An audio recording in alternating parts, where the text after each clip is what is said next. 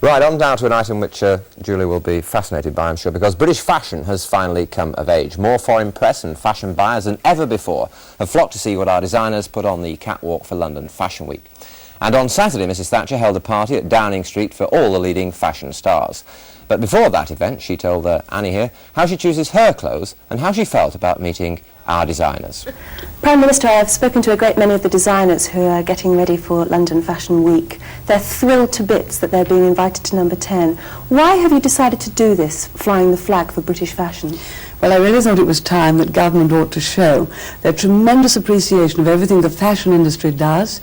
You know, it employs 300,000 people, it does about 1 billion exports, and I have felt for quite a long time that we don't give them enough government moral support for the tremendous work they're doing. What sort of government support do you want to give? Just moral support or I want to financial? show how much we appreciate them, how much we value them. Other governments do that. If you go to France, you know, you'll find all government ministers absolutely behind the fashion industry, and we haven't somehow done it to quite the same extent here. Of course, they do get all of the grants that are going for smaller businesses to help them, and any help we can give them when they take their shows overseas for export. Do you think generally the government or other industry takes fashion seriously enough?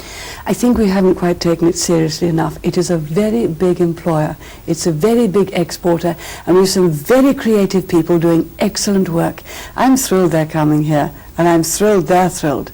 I'm a little bit nervous about it because they're all going to look so glamorous. Why should you be nervous about But of course, they're going to be looking at me and I'm going to be looking at them. What suits you, Prime Minister? I really only dress in two kinds of ways. One, the kind of way I am now, with a classic suit and many, many varied different blouses. Terribly important to have. You must have quite a hundreds of wardrobe of suits. attractive blouses. Oh, no. Suits with quite a lot of blouses.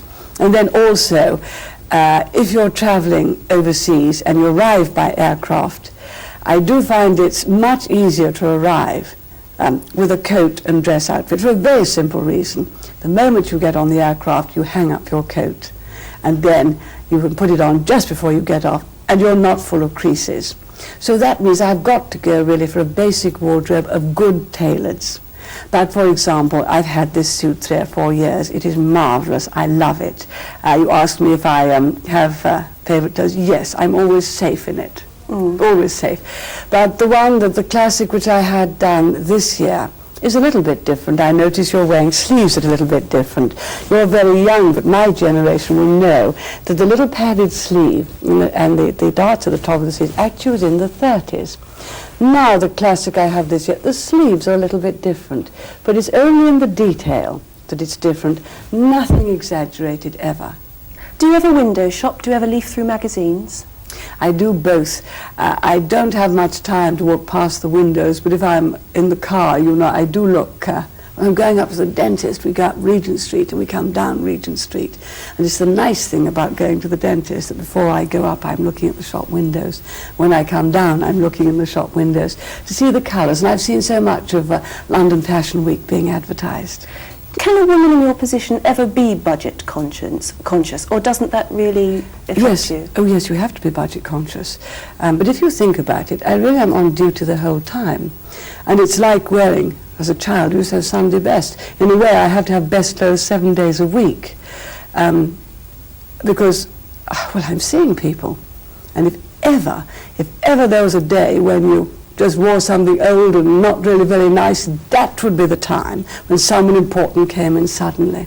But I remember when I was going to Paris for the first time as Prime Minister, and I felt that I hadn't anything just quite tailored and chiseled and elegant enough. Just dashing along to one of the Regent Street companies, dashing in, and there really are so very few things that actually suit one when you look at really with a critical eye. But it was very interesting to me that the coat which I bought, which was a navy one, which I still have, I said when I bought it, do you know, this is the same basic cut as a coat I bought from them 10 years ago, and it's still one that you can use and wear as elegant. They don't criticise the men as much as they'd always be looking at your clothes. No, they don't, but they do look at them a little bit, you know, if they're not reasonably nicely tailored or if they shamble around. Oh, yes, they do. Yes, I can But think you of have to one. decide what you're going to spend your money on, and that's why I say you have to have some classics, and then you have to have some things which are nothing like so expensive, but you can wear undercoats and change more frequently. But you always will have to budget. And I was brought up on that, so it's nothing new to me. Prime Minister, it's been a great pleasure talking to you about fashion. Thank you very much. Thank you very much, and I hope we've done something for fashion.